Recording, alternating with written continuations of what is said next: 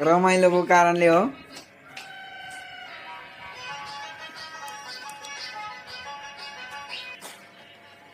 Finally हाम्रो चाहिँ के भन्छ असार 15 हामी चाहिँ मनाउन गइरहेका छौँ। आज दाजु चाहिँ हुनुहुन्न, ड्युटीमा हुन्छ फेरि पनि।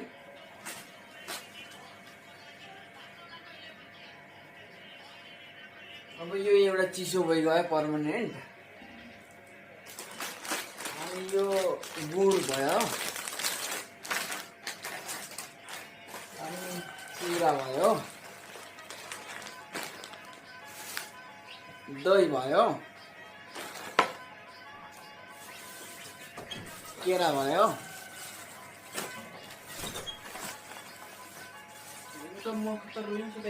कोकोनट भयो, कप भयो, चिसो भयो।